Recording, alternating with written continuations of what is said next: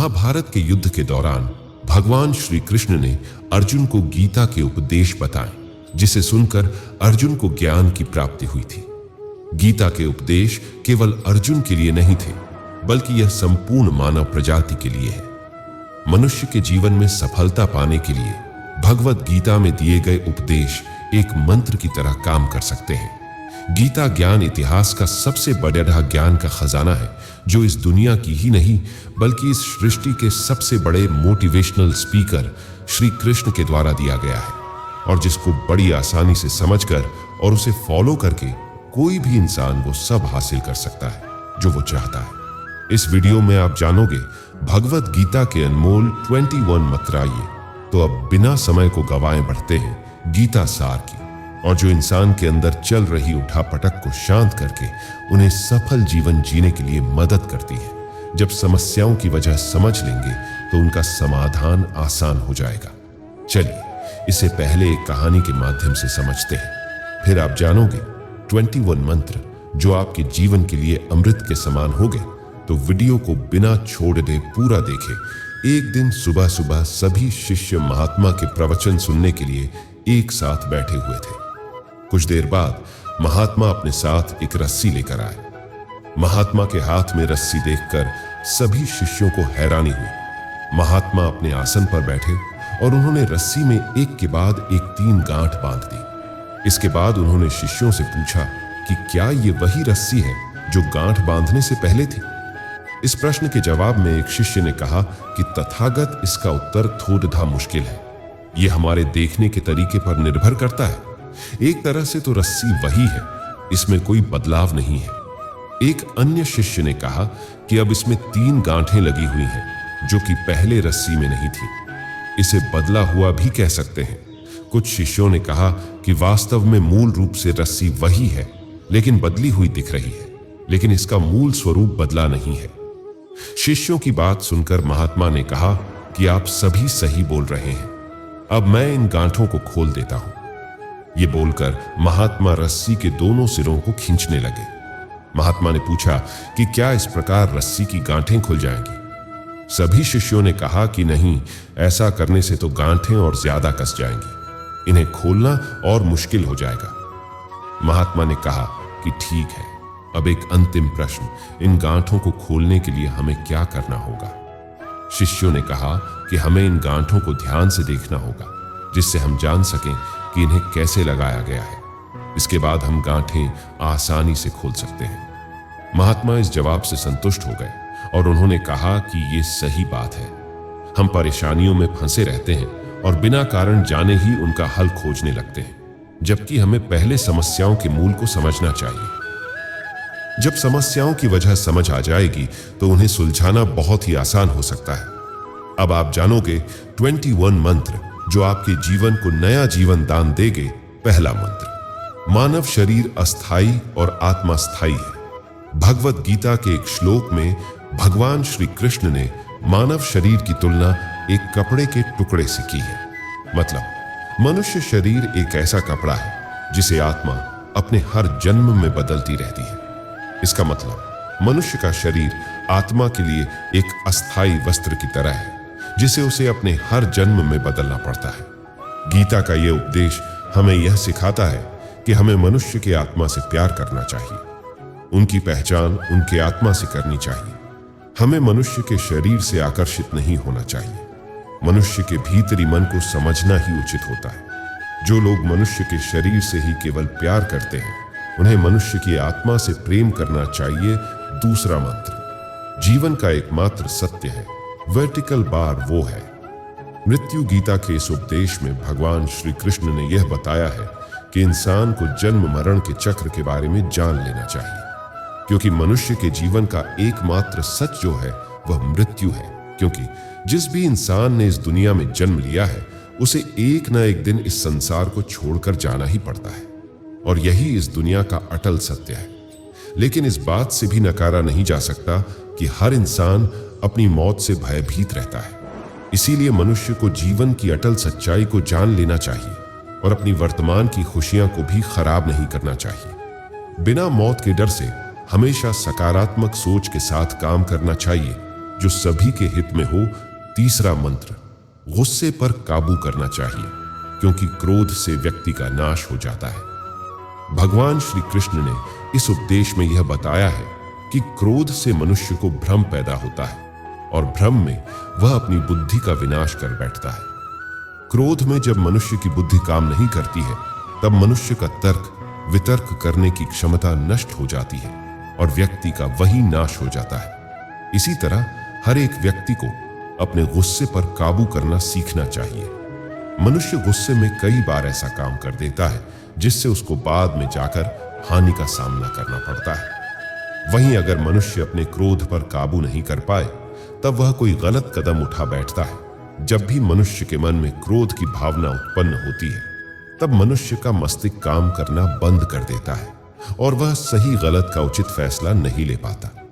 इसीलिए हमेशा मनुष्य को अपने क्रोध को काबू में रखना चाहिए और अपने मन को शांत रखना चाहिए, क्योंकि गुस्से में लिया गया फैसला आपको गहरी क्षति पहुंचा सकता है। जब भी गुस्सा आए तो खुद को शांत करके एकांत में जाकर ध्यान करना चाहिए। चौथा मंत्र, व्यक्ति अपने कर्मों को नहीं छोड़ सकता है। भगवान श्री कृष्ण ने गीता के सार में यह बताया है कि कोई भी व्यक्ति अपने कर्मों को नहीं छोड़ सकता, जिसका मतलब व्यक्ति साधारण समझ के साथ अपने कर्मों में लगे रहते हैं।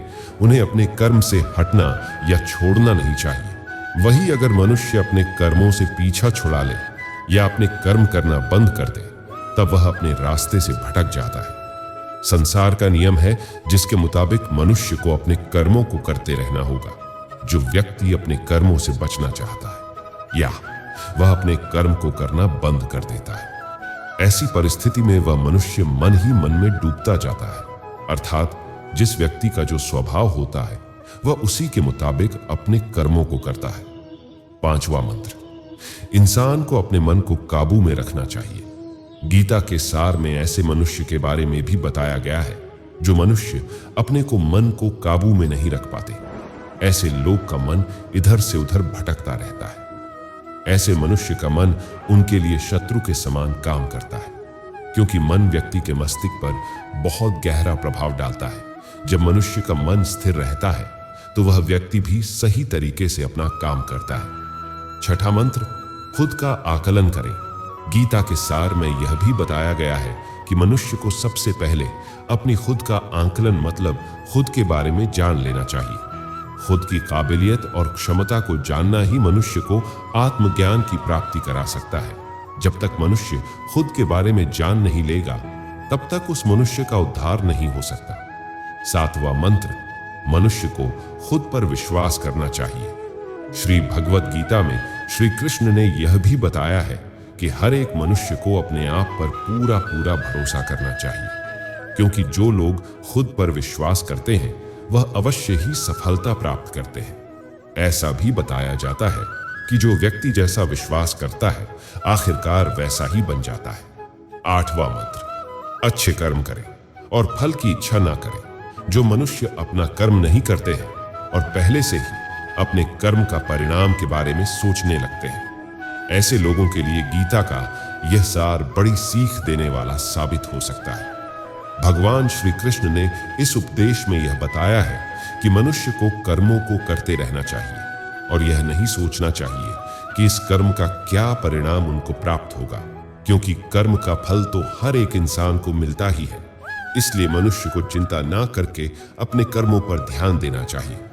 ऐसा करने पर वह अपने किसी भी काम को सच्चे मन से करते हुए नजर आएंगे। नौवां मंत्र, मनुष्य की इंद्रियों का संयम ही कर्म और ज्ञान का निचोड़ है। मनुष्य के जीवन में सुख दुख दोनों ही स्थिति का अनुभव होता रहता है। सुख की स्थिति में मनुष्य ज्यादा ही प्रसन्न हो जाता है, तो वही दुख की स्थिति में मनुष्य निराशा महसूस करता है। इसीलिए सुख और दुख दोनों ही स्थिति में मनुष्य को अपने मन पर काबू रखकर उसे स्थिर रखना ही योग कहलाता है। जब कोई भी मनुष्य सांसारिक इच्छाओं को त्याग करके फल की चिंता ना करे, अपने कर्मों को करता है, तो उसी स्थिति को मनुष्य योग में स्थित कहलाता है। जो मनुष्य अपने मन को काबू में कर लेता है, वह मनुष्य का मन ही उसका सच्चा मित्र बन जाता है। लेकिन जो मनुष्य अपने मन को काबू में नहीं कर पाता, उसके लिए उसका मन ही उसका सबसे बड़ा दुश्मन साबित होता है। वहीं जो मनुष्य अपने मन पर विजय प्राप्त कर ले तो उसको परमात्मा की प्राप्ति हो जाती है। इसका मतलब जिस भी मनुष्य को ज्ञान की प्राप्ति हो जाती है उसके लिए सुख दुख, सर्दी गर्मी और मान अपमान सब एक समान हो जाता है। 10वां मंत्र, खुद पर पूरा भरोसा रखें और अपने लक्ष्य को पाने के लिए लगातार प्रयास करें। गीता में बताए गए इस उपदेश को अगर कोई भी व्यक्ति सच्चे मन से जीवन में पालन करे तो अवश्य ही वह व्यक्ति एक सफल इंसान बन सकता है। जो लोग पूरे विश्वास के साथ अपने लक्ष्य को पाने के लिए कोशिश करते रहते हैं वह निश्चित अपने लक्ष्य को पा ही लेते हैं। इसके लिए किसी भी मनुष्य को अपने लक्ष्य को पाने के लिए लगातार निरंतर कोशिश करते रहना चाहिए। 11वां मंत्र, तनाव से दूर रहने का संदेश। इस उपदेश में भगवान श्री कृष्ण ने यह समझाया है कि किसी भी व्यक्ति को तनाव और चिंता से दूरी बनाकर रखनी चाहिए, तभी जाकर वह एक सफल इंसान बन सकते हैं। क्योंकि मनुष्य को सफल होने में तनाव एक बाधा की तरह बीच में आता है। 12वां मंत्र, अपना काम को प्राथमिकता दें और इसे पहले करें। श्री भगवद गीता में भगवान श्री कृष्ण ने अपने इस उपदेश में ऐसा बताया है कि मनुष्य को अपने कामों को प्रथम प्राथमिकता देनी चाहिए। सबसे पहले अपने जरूरी काम को पूरा करें, उसके बाद ही किसी और का काम को करें। अन्यथा दूसरों का काम पूरा करने के चक्कर में वह मनुष्य अवश्य ही अपना काम पूरा नहीं कर पाता है। 13वां मंत्र, लोक में जितने देवता हैं सब एक ही भगवान की विभूतियां हैं।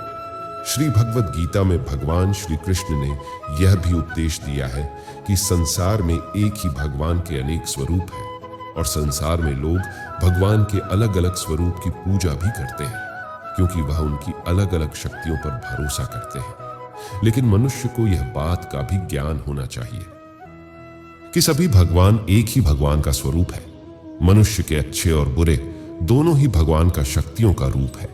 अर्थात ब्रह्मांड में जितने देवता हैं वह सारे ही देवता एक ही भगवान का अनेक स्वरूप है, जिनकी मनुष्य कभी पीपल के रूप में पूजा करते हैं तो कोई पहाड़ के रूप में। भगवान अनगिनत है जिनका कोई अंत नहीं है, लेकिन मनुष्य अपनी अपनी आस्था के अनुसार अपने देवी देवताओं की पूजा करते हैं। लेकिन सत्य यह है कि सारे देवी देवता है एक ही भगवान का स्वरूप है। जो लोग भगवान का सच्चे मन से ध्यान लगाते हैं वह पूर्ण सिद्ध योगी माने जाते हैं। भगवद गीता सार में भगवान श्री कृष्ण ने ऐसा भी कुछ बताया है कि मनुष्य अगर सच्चे मन से भगवान की पूजा आराधना करते हैं, अपना पूरा ध्यान सच्चे मन से भगवान की ओर लगाते हैं तो उन लोगों को अवश्य ही सिद्धि की प्राप्ति होती है। ऐसा भी बताया जाता है कि जो मनुष्य अपने शरीर के सभी इंद्रियों पर काबू पा लेता है और सुख और दुख सभी परिस्थितियों में समान भाव से रहता है और संसार के सभी प्राणियों के हित में लगा रहता है, ऐसे मनुष्य को ईश्वर की कृपा हमेशा बनी रहती है। 14वां मंत्र, अपने काम को मन लगाकर करें और अपने काम में खुशी खोजें। जो मनुष्य अपने सभी काम में मन लगाकर अपना कार्य करते हैं और वह छोटे से छोटे कार्यों में भी खुशी ढूंढ ही लेते हैं, वह लोग निश्चित ही अंत में सफलता प्राप्त करते हैं। वहीं दूसरी तरफ ऐसे मनुष्य भी होते हैं जो अपने काम को बस एक बोझ समझकर बस पूरा कर देना चाहते हैं और अपने किसी भी काम को पूरा सही ढंग से नहीं करते हैं, तो ऐसे मनुष्य हमेशा ही अपने जीवन में पीछे रह जाते हैं। 15वां मंत्र, किसी भी तरह की अधिकता इंसान के लिए बन सकती है बड़ा खतरा। भगवत गीता में भगवान श्री कृष्ण ने यह बताया है, मनुष्य के लिए किसी भी चीज की अधिकता उनके लिए हानिकारक साबित हो सकती है। यह किसी भी प्रकार की अधिकता हो सकती है, कड़वाहट हो या फिर मधुरता, खुशी हो या गम। हमें कभी भी किसी भी चीज की अति करना हमारे लिए नुकसानदायक साबित हो सकती है। जीवन में संतुलन बनाए रखना है बहुत जरूरी है। जब तक मनुष्य अपने जीवन में संतुलन नहीं बनाएगा तब तक मनुष्य अपने जीवन को खुशी से व्यतीत नहीं कर सकता। इसलिए मनुष्य को अपने जीवन में किसी भी चीज को ज्यादा करने से बचना चाहिए और जीवन में संतुलन बनाकर रख सही है। 16वां मंत्र, स्वार्थी नहीं बने। भगवान श्री कृष्ण ने गीता सार के माध्यम से एक बहुत बड़ी ज्ञान की बात कही है। जो मनुष्य बहुत मतलबी होते हैं और उनको बस अपने मतलब से मतलब होता है, और वह अपना मतलब पूरा करने के लिए कुछ भी कर सकते हैं, उन लोगों का कभी भी भला नहीं होता। आपको यह बात भी बता दें, मनुष्य का स्वार्थ उसे अन्य लोगों से दूर ले जाकर उसे नकारात्मक स्थिति और ले जाता है, जिससे वह व्यक्ति संसार में अकेला रह जाता है।